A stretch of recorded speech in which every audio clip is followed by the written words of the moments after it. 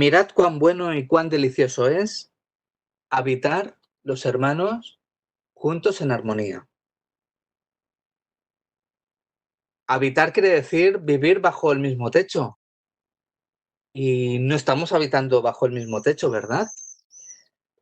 Cada uno en su casa, en su habitáculo, en su hogar, pero la expresión que se refiere, ¿verdad? Habitar bajo el templo del Señor, y allí es donde habita el Señor, ¿verdad? Y yo diría, algún día sí que estaremos viviendo todos bajo el mismo techo. Bueno, yo no sé cómo será ese techo, pero sé que es la vida eterna, en la presencia del Señor. Y mientras tanto no llegue ese día en el que todos podamos vivir plenamente con el Señor, gozar de la presencia de nuestro Dios, pues nos toca vivir en este mundo. Y aunque no podamos todavía asistir a la iglesia y todavía nos queda bastante, pues hagámoslo en la unidad de la fe, en la unidad del Espíritu, y hagámoslo en el nombre de nuestro Señor y Salvador Jesucristo. Amén. A Él sea toda la gloria. Empezamos nuestra reunión y lo hacemos no solamente recordando este Salmo 133, sino también entonando alabanzas que salen del corazón, alabanzas con entendimiento, pero sobre todo alabanzas que alaban y adoran a nuestro Dios. Amén. Vamos a empezar nuestra reunión. Cantemos al Señor.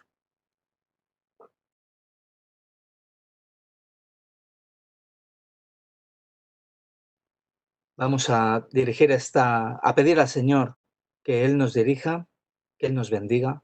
Yo le voy a pedir a nuestro hermano Faustino, ahora te veo. Por favor, dirígenos al Señor en oración. Te doy gracias porque permites que podamos estar un domingo más, Señor, reunidos, aunque la distancia, pero tú estás uniéndonos, Señor. Gracias porque podemos alabarte, porque podemos bendecirte, Señor, porque podemos estar en comunión y sobre todo aprender de tu palabra, Señor. Gracias por este día, Señor, y bendice todo lo que hagamos, todas las participaciones, Señor, y que tú te agrades de este culto. En el nombre del Señor Jesús. Amén.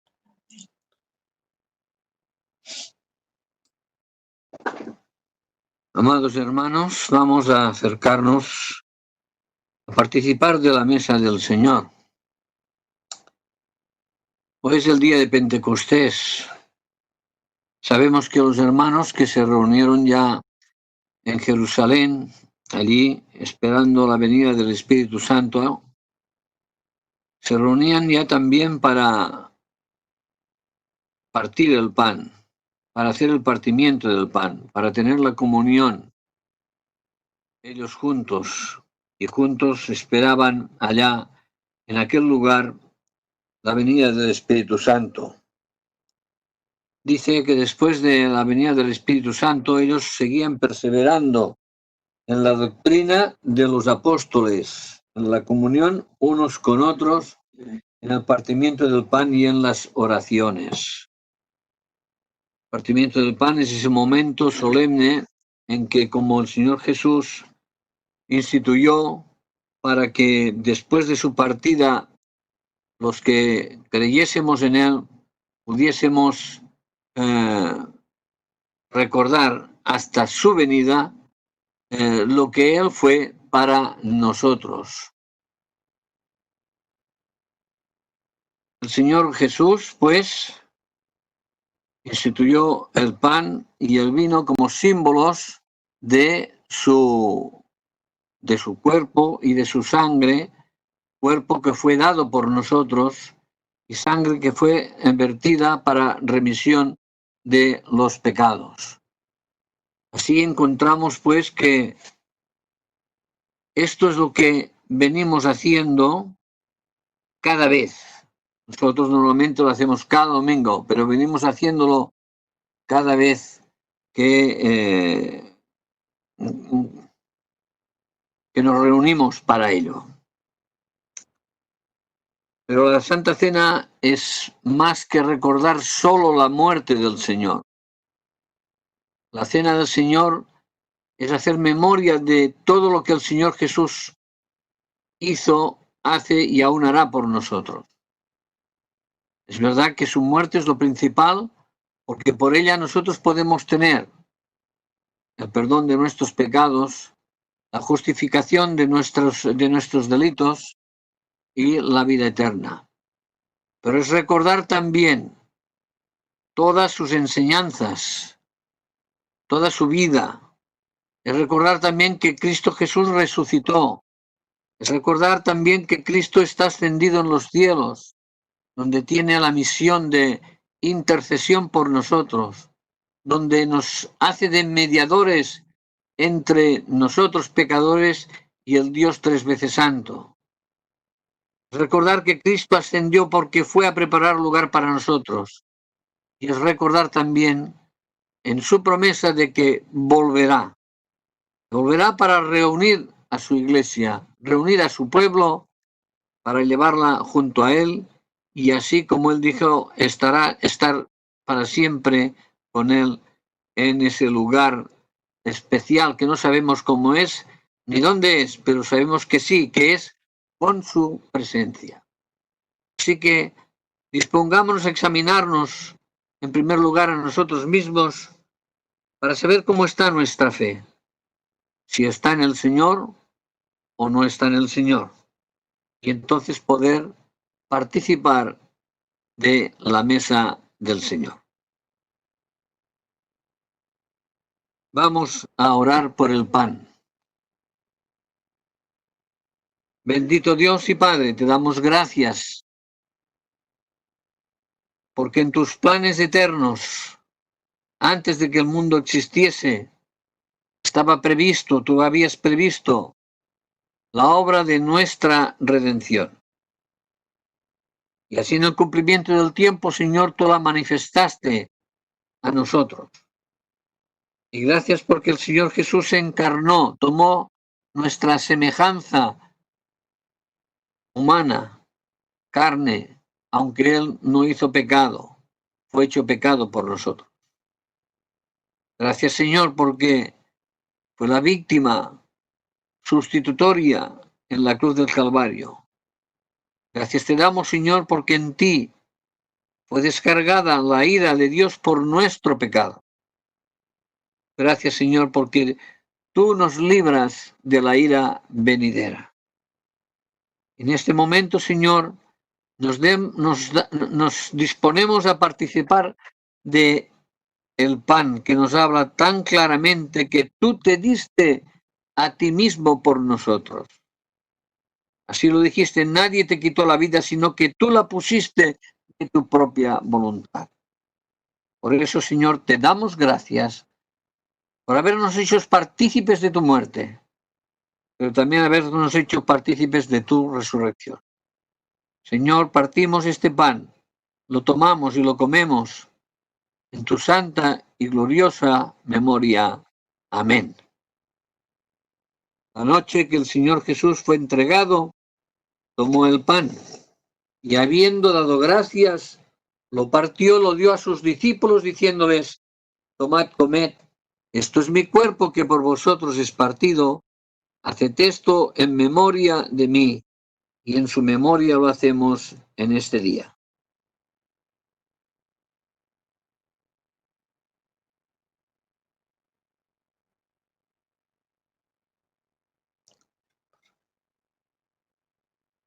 Demos gracias por la copa.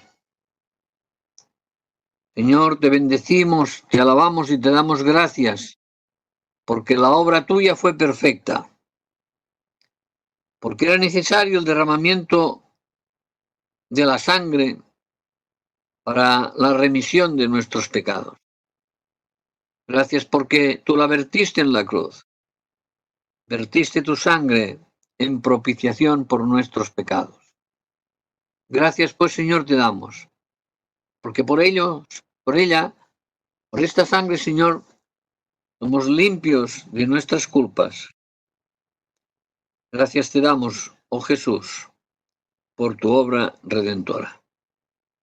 Señor, gracias porque al tomar este fruto de la vid,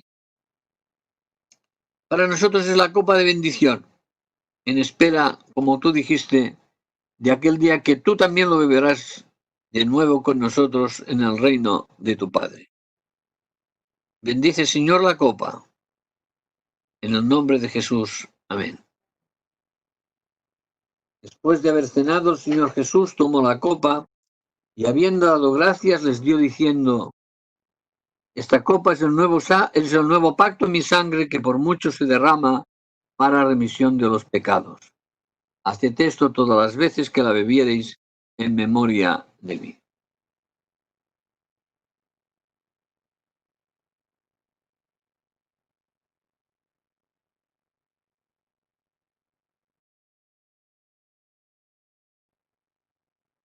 Pues gracias a Dios por su don inefable. Amén. Después de estos momentos de la comunión, pues vamos a abrir nuestras Biblias y nuestros corazones también para recibir el alimento, para recibir el alimento espiritual también, su palabra, que está a cargo de nuestro pastor Pedro. Y le vamos a dar el micro. Hermoso cuadro el que estamos viendo, amados hermanos. Como sabéis, mi estado de salud no es bueno y mis años no lo alivian, sino todo lo contrario. Tanto de esta manera que durante estos días he estado luchando conmigo mismo, pensando en que ya no podría predicar el Evangelio desde el púlpito. Y en este mi pensamiento, triste para mí, ayer nuestro pastor viene y me dice si podía predicar hoy. Y yo,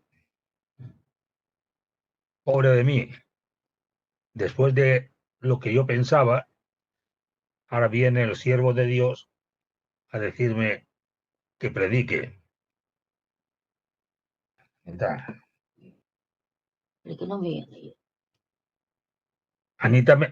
Es que Anita me está corrigiendo.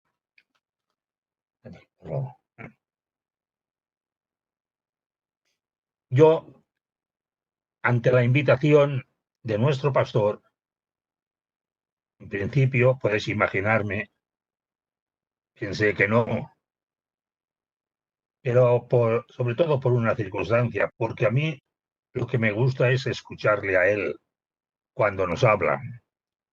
Y no quería tampoco dejaros a vosotros sin este privilegio. Pero sin decir nada y en silencio, lo estoy diciendo ahora, acepté y aquí estoy. Hoy la Iglesia celebra el acontecimiento más grande sucedido en la Iglesia. No estoy hablando del nacimiento de Jesús, ni de su muerte expiatoria por nuestros pecados,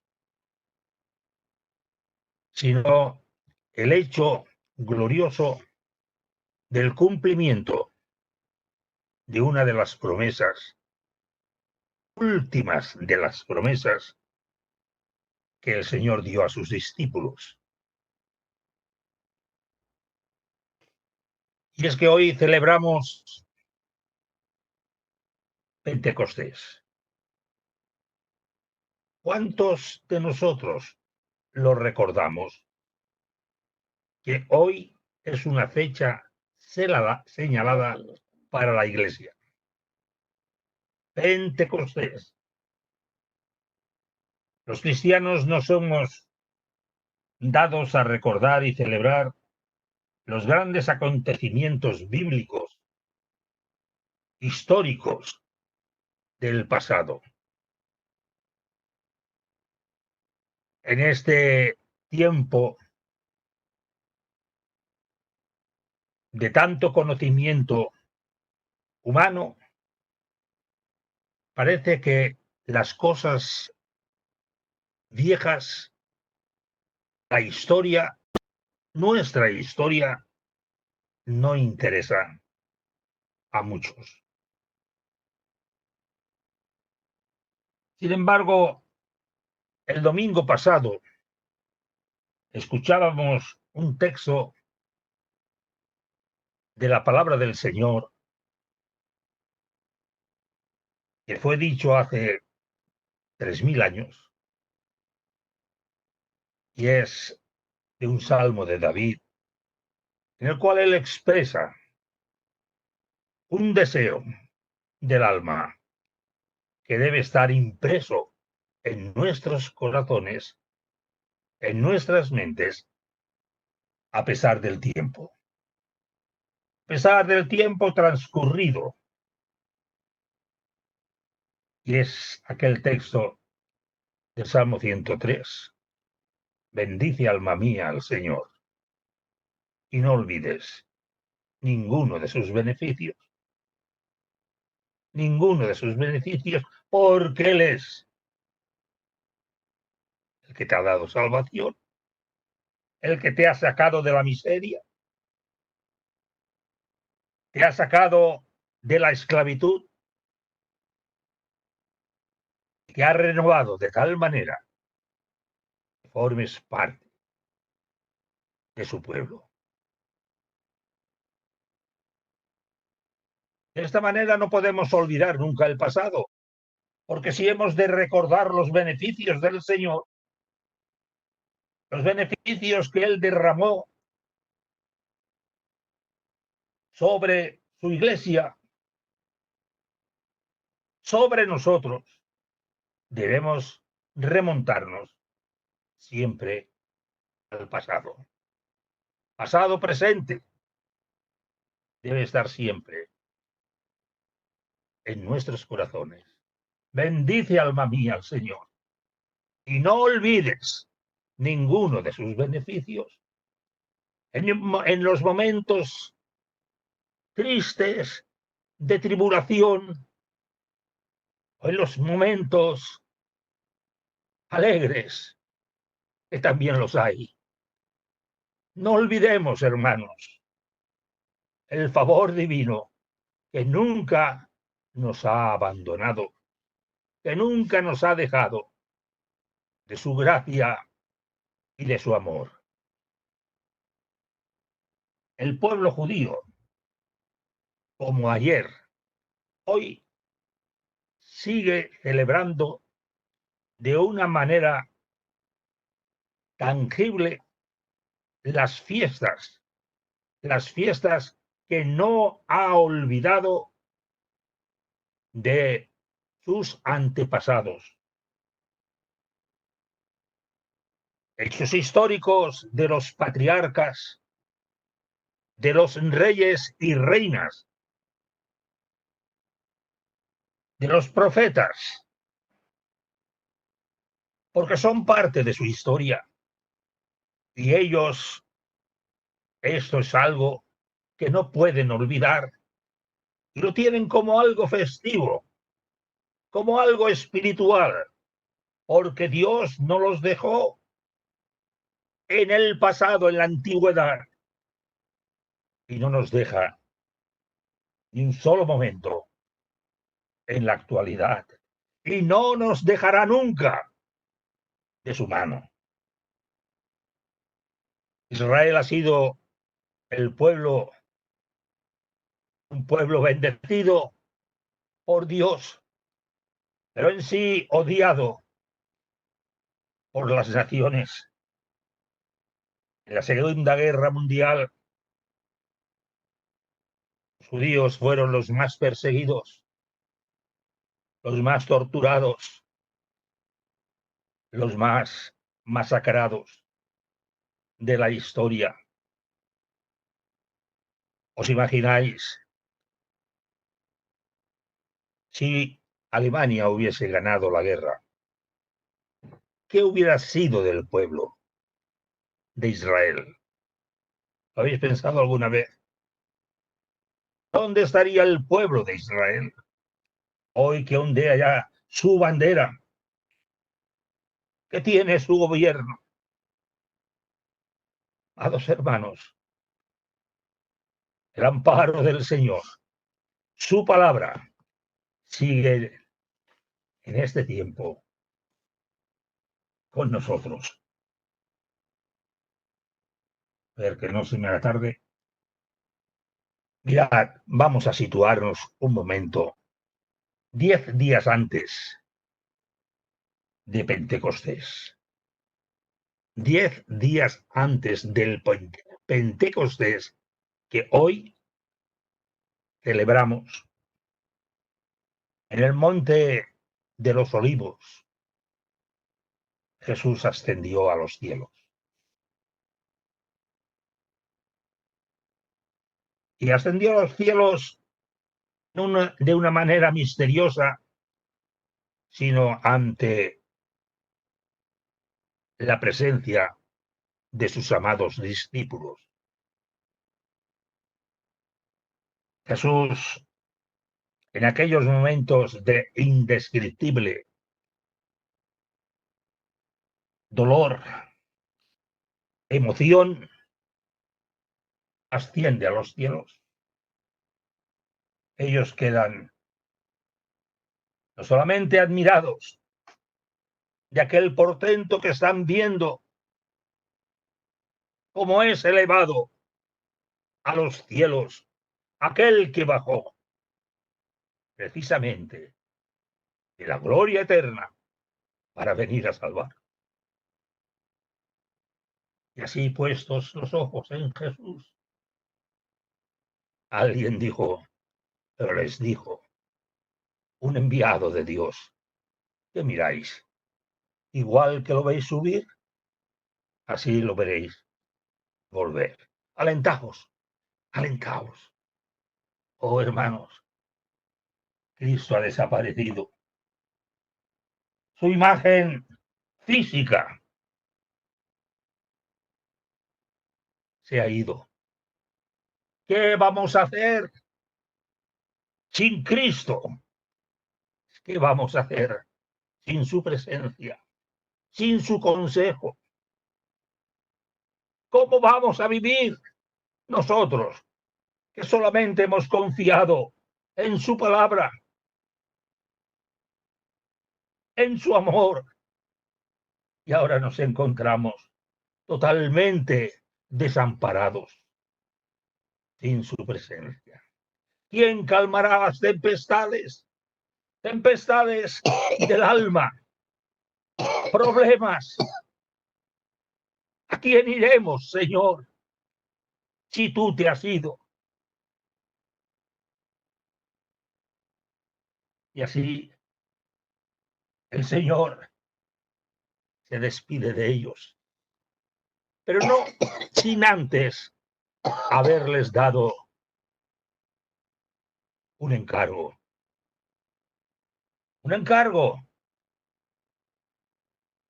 que sigue vigente aún en estos días, después de 2000 años. También hemos de recordar, jamás olvidar el encargo que Jesús dio a sus discípulos, el último, antes de ascender a los cielos. Id por todo el mundo. Id por todo el mundo y predicad el Evangelio a toda criatura. Un encargo aparentemente fácil, pero difícil de asimilar, difícil de cumplir. Ir al mundo. Y es que el curso de aquellos 3 años que habían empezado los discípulos con Jesús había terminado.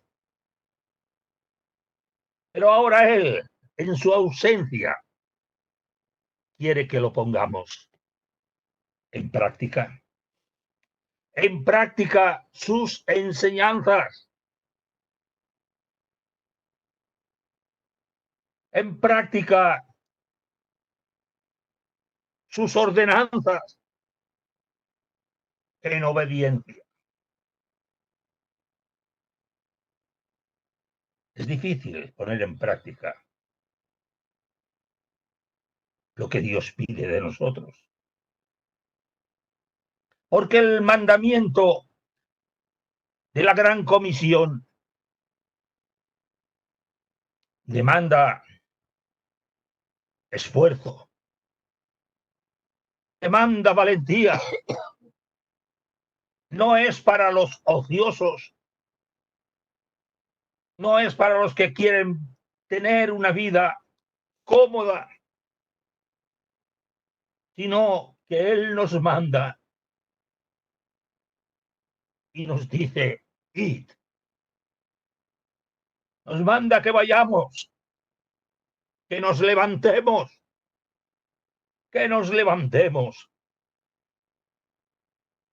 y que vayamos con una misión. Es difícil para el holgazán,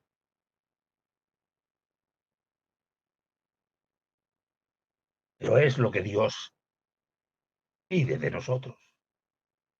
Una iglesia, unos discípulos que le obedecen, pero le obedecen de pie, esperando su venida,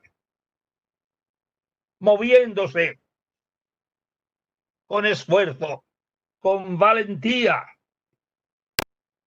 Esfuerzo y valentía que en aquellos momentos no tenían. Les faltaba.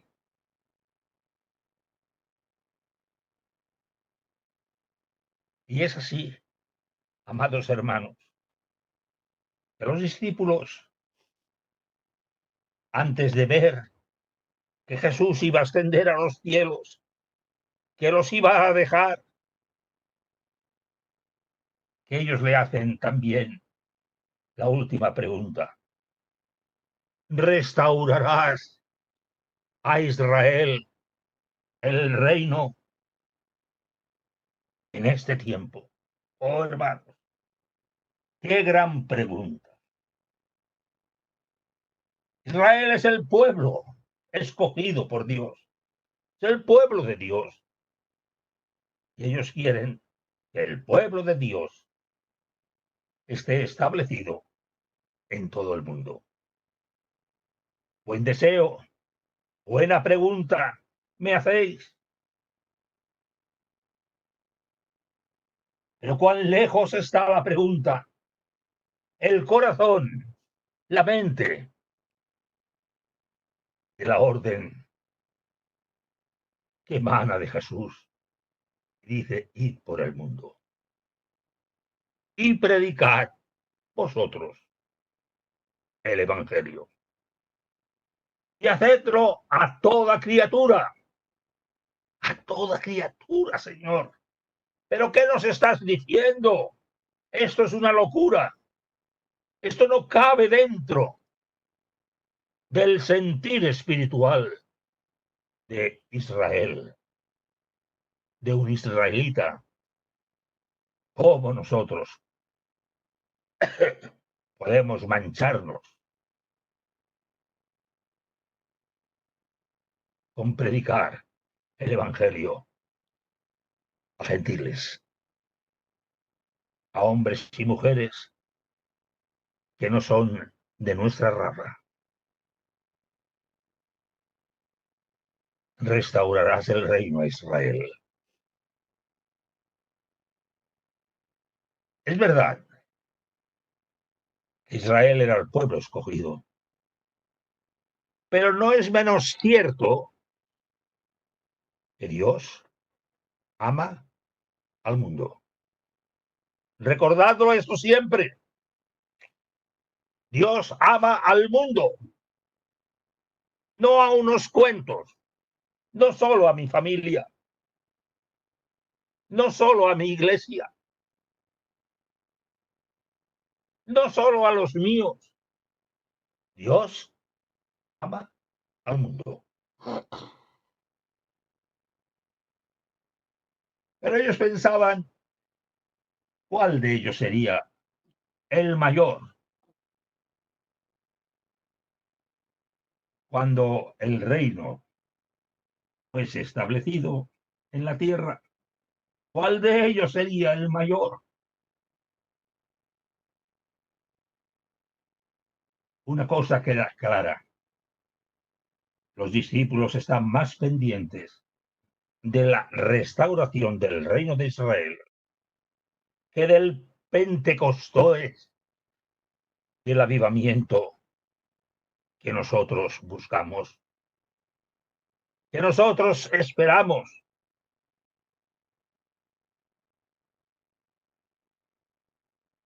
Jesús no les regaña. Yo sí que les hubiera regañado. Después de 3 años estoy ahí, dando que dale, y ahora me saléis por esas.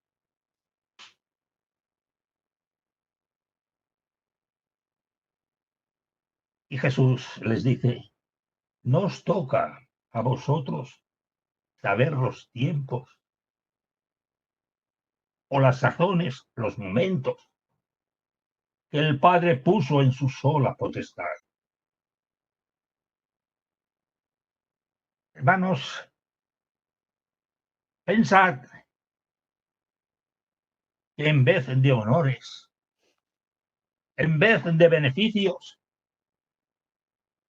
el rey sufrió una corona de espinas.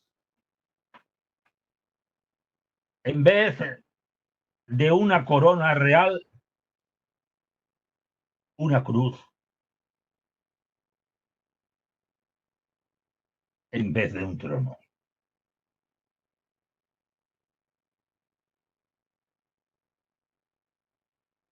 Jesús les aclara que lo primordial, lo importante, es atender lo que Él les manda. Y para ello les dice el texto que todos sabemos y que lo podemos recitar ahora, que no se nos oye, pero el Señor sí. El Señor sí, y me vais a ayudar. La respuesta de Jesús es, pero nos toca a vosotros, pero recibiréis poder. ¿Me seguís? ¿Me seguís? Cuando haya venido sobre vosotros el Espíritu Santo, es decir, Pentecostés, y me seréis testigos en Jerusalén, en toda Judea, en Samaria y hasta lo último de la tierra. ¿Me habéis seguido? Sí, o si no, sigo. Muy bien, gracias. Al menos ha habido uno que me ha seguido. Este es el objetivo de la Iglesia. Predicar el Evangelio a todo el mundo. No solo a Israel, no solo a los judíos, que también, pero a los gentiles, no los podemos olvidar. Los tenemos que amar. A los componentes de esas tribus del África que ni conocemos y que son salvajes según nuestros preceptos. Hermanos, hemos de ganarlos para Cristo. Lo mismo que tenemos que ganar para Cristo,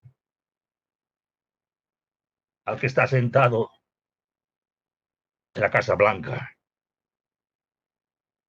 No decir más. Todos tienen necesidad de conocer a Cristo. Pero este mandamiento chocaba con los principios culturales que los discípulos tenían dentro.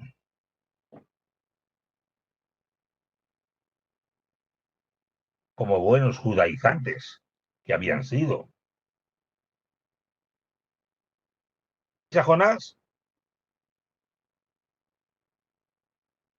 A la enemiga Nínive, tiene que ir a anunciar el perdón tuyo.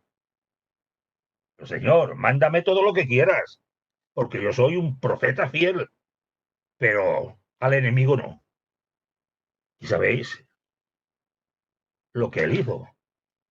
Este hombre hizo algo que toda la vida llevó consigo. Y aún nosotros, aún hoy, lo estamos señalando. Amados hermanos, es triste huir del mandato del Señor. Señor, yo no puedo. Pero al final fue. Pero ¿sabéis cómo tuvo que ir? ¿Sabéis cómo tuvo que ir?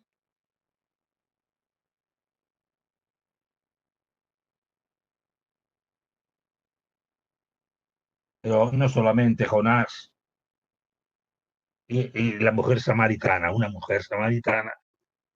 Jesús cambió el rumbo un poco y fue con sus discípulos a una ciudad de Samaria. A pleno día, tiene sed. A pleno día. Y va a una mujer y le dice, mujer, dame de beber. Y allí entabla una conversación. Y la mujer expresa al Señor todo lo que hay dentro de ella. Conocemos la historia, y si no, leedla. Es hermosa. Tanto es así que cuando llegan los discípulos y dicen, Señor, ¿pero qué haces? Estás hablando a pleno día con una mujer y además una mujer enemiga, una mujer samaritana, que nosotros no nos vemos con los samaritanos. Resulta que aquella mujer, una gran misionera, después de tener el contacto con el Señor Jesucristo. Lo mismo le pasó a Pedro cuando recibió el mandato de ir a Cesarea a hablarle a un gran oficial, Cornelio, oficial romano. Señor, además de gentil, romano. Y además de romano, es un general, un militar. Señor. Y eso trajo cola en la misma iglesia. En la misma iglesia llamaron la atención al apóstol Pedro. Pero todo fue para bien.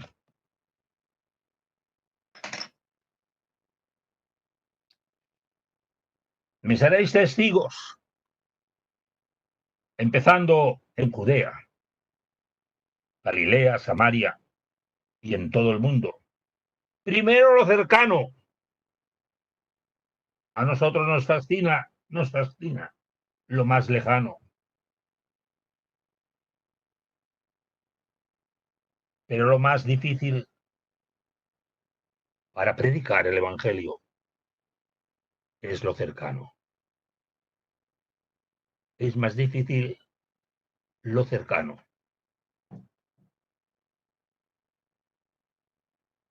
Tal vez Me ha sido fácil predicar fuera en otros lugares, lejanos de nosotros. Pero cuanto más lejos, siempre es más fácil predicar. Ah, pero predicar aquí, a vosotros, que me conocéis, que me conocéis, amados hermanos, es más difícil. Es más difícil porque el mensaje tiene que ver con el testimonio, amados hermanos.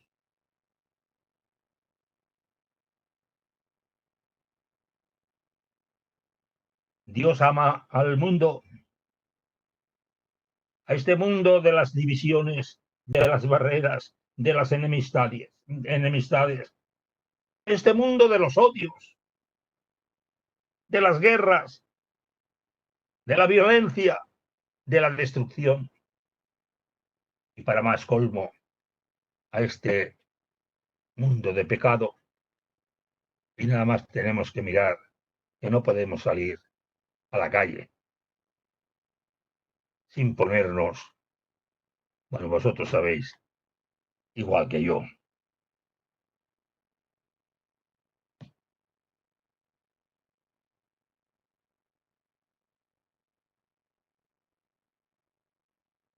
La Iglesia, recordado siempre, tiene el encargo de predicar el Evangelio a los que están cerca y a los que están lejos.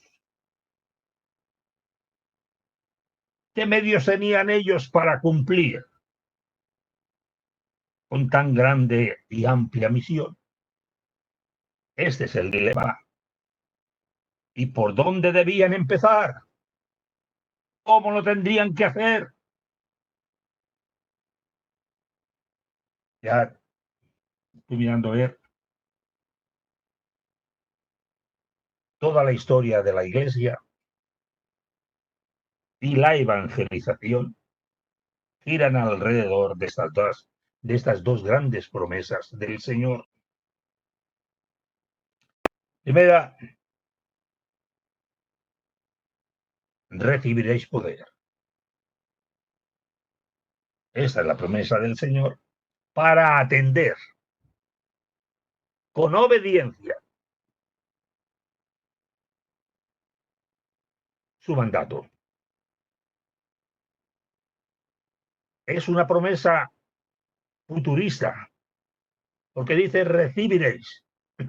Recibiréis. ¿Cuándo? Recibiréis poder. Y la segunda es, y me seréis testigos.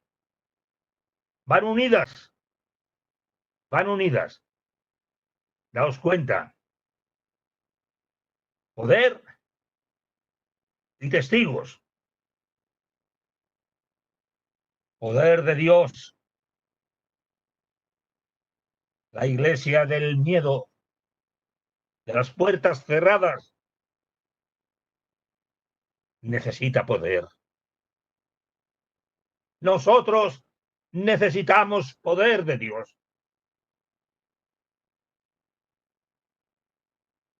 Dice Juan en su Evangelio, cuando llegó la noche de aquel mismo día, el primero de la semana, estando las puertas cerradas, en el lugar donde los discípulos estaban reunidos por miedo a los judíos. Necesitamos poder. Estas son formas contrarias a la evangelización, el miedo. Puertas cerradas, abridlas. ¿De quién tenían miedo? Hoy nosotros tenemos ese miedo, como hemos escuchado, de un virus. Pero ellos tenían miedo, dice, de los judíos. de los judíos, precisamente de aquellos a los que ellos tenían que ir a anunciar el Evangelio. Tienen miedo, por lo tanto tienen que enfrentarse al obstáculo más poderoso que tienen delante. Dura labor les espera. Poder y testimonio. Para ejercer tan inmensa labor, tenían que revestirse de valor y abrir las puertas cerradas.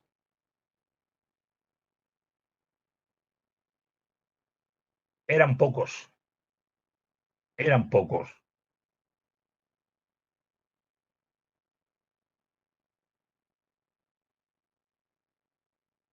Mirando dónde cortar ya. Pero antes de salir a la evangelización, tenemos que contar. La Iglesia tiene que contar con aquello que tiene, no en lo que no tiene. No es aquello de el cuento de la lechera. Si ahora somos 20, la semana que viene tendremos 50 y la otra tendremos 200. No es eso. No es eso.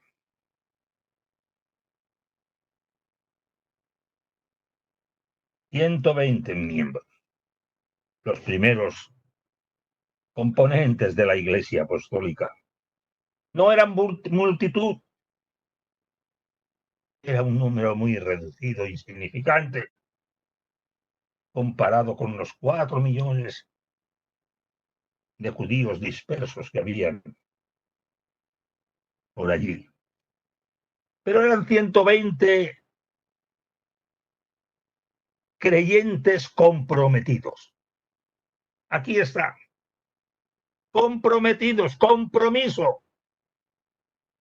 Y me seréis testigos. Eran testigos de algo grande que había sucedido, pero que había sucedido y habían experimentado dentro de sus almas, de sus corazones, tan grande que los había transformado. 120 creyentes comprometidos. Eran 120 cristianos sin medios para enfrentarse al mundo. Eran 120 los cristianos que encendieron la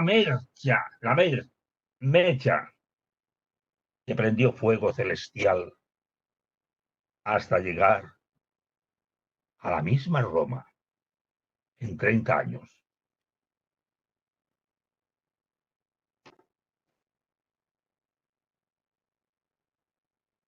Recibiréis poder cuando haya venido sobre vosotros el Espíritu Santo y me seréis testigos.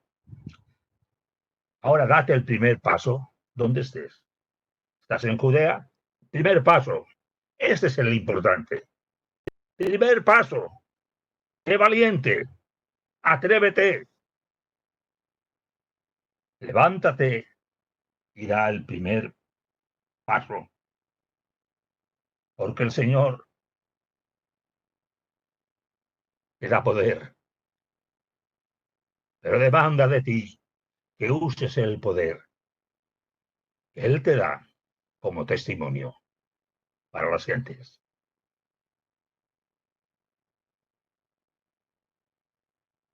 ¿Pero qué clase de poder prometió el Señor? Ellos, ¿qué comprendían? ¿Qué comprenderemos nosotros?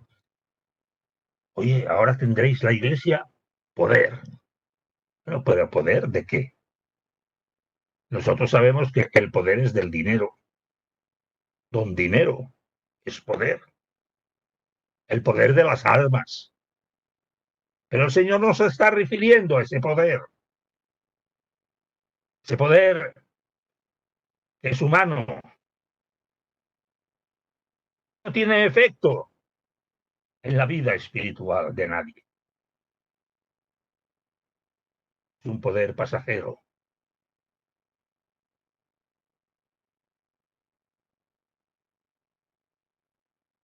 Poder de Dios. Esto es lo que tenemos que buscar. Poder de Dios. ¿Tienes el poder de Dios?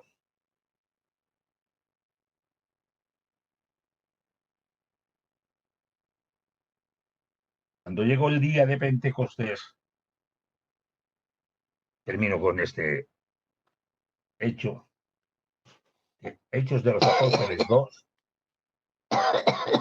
Cuando llegó el día de Pentecostés, estaban todos unánimes juntos y de repente vino del cielo un estruendo como de un viento recio que soplaba, el cual llenó toda la casa donde estaban sentados, y se les aparecieron lenguas repartidas como de fuego, asentándose sobre cada uno de ellos, y fueron todos llenos del Espíritu Santo, y comenzaron a hablar en otras lenguas, según el Espíritu les daba que hablasen.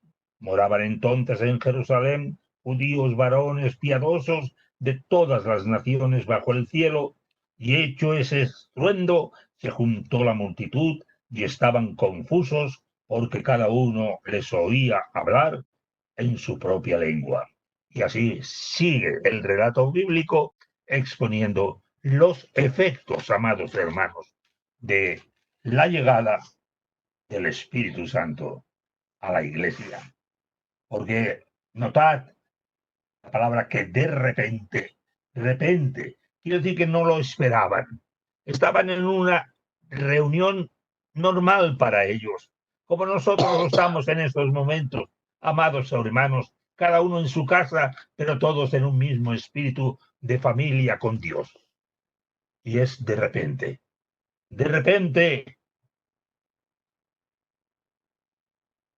sucede algo insólito, un estruendo como de un viento recio. Estaban todos juntos, perseveraban en la oración, en el miedo, perseveraban también, y en el temor, con las puertas cerradas también. Y de repente pasó algo, oh hermanos, un estruendo. Yo espero ese estruendo. Que suceda algún día y nosotros, seamos los que seamos, pero llenos del Espíritu Santo, que podamos sentir y aprovechar el estruendo de la palabra de Dios, de la presencia de Dios aquí en la Iglesia. Si no hay estruendo, amados hermanos, mal nos irá para que las almas nos oigan y se interesen por el Evangelio.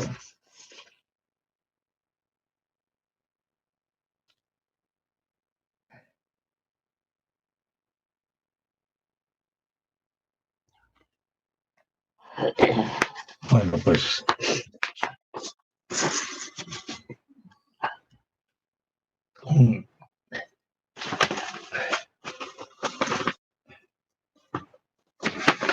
vamos a acabar ya, hermanos. Vamos a acabar o a terminar.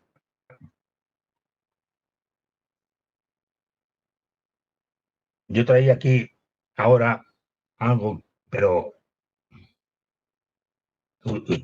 algo histórico, porque lo que nosotros predicamos, lo que nosotros anunciamos, es algo que hemos visto, que hemos notado,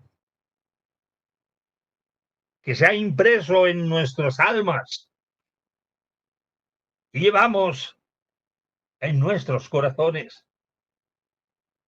No es una lección aprendida, sino es algo que nos ha sucedido a nosotros. Nosotros también estuvimos un tiempo, un largo tiempo, de miseria, y la vivimos.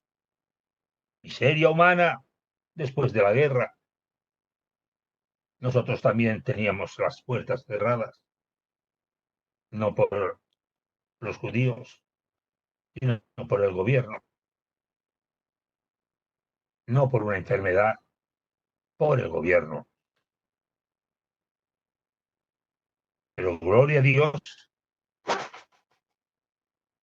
que íbamos por las casas juntándonos, pero no podía haber estruendo. No podía haber estruendo porque era peligroso. Hermanos, hoy tenemos la oportunidad de pedir a Dios que podamos sentir, que podamos escuchar el estruendo de la venida del Espíritu Santo. Y todos, todos sin excepción, a nuestra medida, fueron llenos del Espíritu Santo. Todos, tú, yo, el otro, hermanos, todos llenos del Espíritu Santo, que es poder de Dios. Es poder de Dios y para salvación y para darnos fuerzas en el cumplimiento de la voluntad divina. Pero también que dice la palabra que llegó como un viento recio, que soplaba, un viento que se llevaba todo aquel aire o polvo contaminado que podía existir. Y fueron todos llenos del Espíritu Santo. Antes de estar lleno del Espíritu Santo, tenemos que tener el corazón vacío. Vacío de las cosas de este mundo, pero de nosotros. Y gracias, Señor, porque si tú estás en los cielos, has enviado tu Espíritu Santo para que sea quien nos dirige, para que sea el que nos dé poder de la gloria eterna. Amén. Amén. Amén. Amén.